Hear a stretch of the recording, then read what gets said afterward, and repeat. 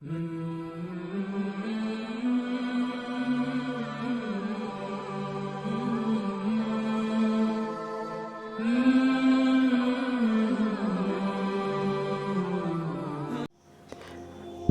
اللہ کے نام سے جو بڑا مہربان نہایت رحم والا ہے۔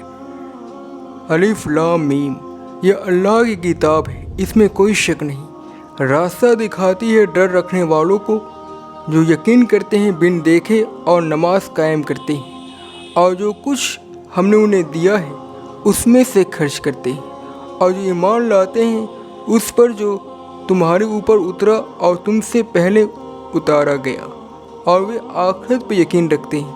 انہی لوگوں نے اپنے رب کی راہ پائی ہے اور وہی کامیابی کو پہنچنے والے ہیں۔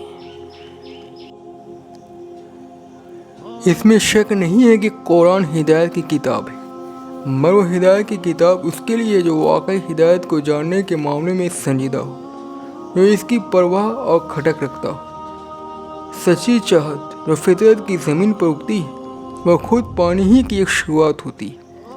سچی چاہت اور سچی پراپتی دونوں ایک ہی سفر کے پچھلے اور اگلے مرحلے ہیں۔ یہ گویا خود اپنی فطرت کے بند پنوں کو کھولنا ہے۔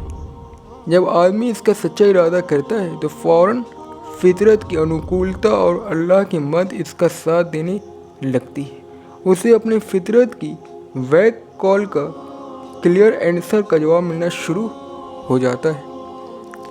ایک آدمی کے اندر سچی طلب کا جگانا عالم ظاہر کے پیچھے عالم باطن کو دیکھنے کی کوشش کرنا ہے۔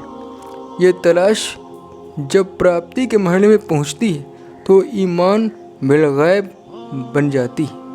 وہی چیز جو ابتدائی مرحلے میں ایک برتر حقیقت کے آگے اپنے کو ڈال دینے کی بے قراری کا نام ہوتا ہے، وہ بعد کے مرحلے میں اللہ کا نمازی بنانے کے روپ میں ڈھل جاتا ہے۔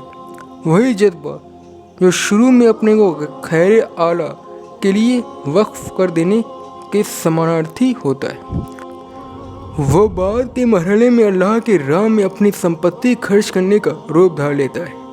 وہی کھوج جو زندگی کے ہنگاموں کے آگے اس کا آخری انجام معلوم کرنے کی صورت میں کسی کے اندر ابھرتی ہے، وہ آخرت پر یقین کی صورت میں آنے کا سوال جواب پا لیتی ہے۔ سچائی کو پانا جیسے شعور کی حقیقت اعلیٰ کے سمستر کر لینا ہے۔ جو لوگ اس طرح حق کو پا لیں وہ ہر پرکار کی سائیکولوجک گتھیوں سے آزاد ہو جاتے ہیں، وہ سچائی کو اس کے وشدھ روپ میں دیکھنے لگتے ہیں۔ اس لیے سچائی جہاں بھی ہو اور جس طرح اللہ کے بندے کی زبان سے بھی اس کا اعلان کیا جا رہا ہو، وہ فوراً اسے پہچان لیتے ہیں اور اس پر لبیک کہتے ہیں۔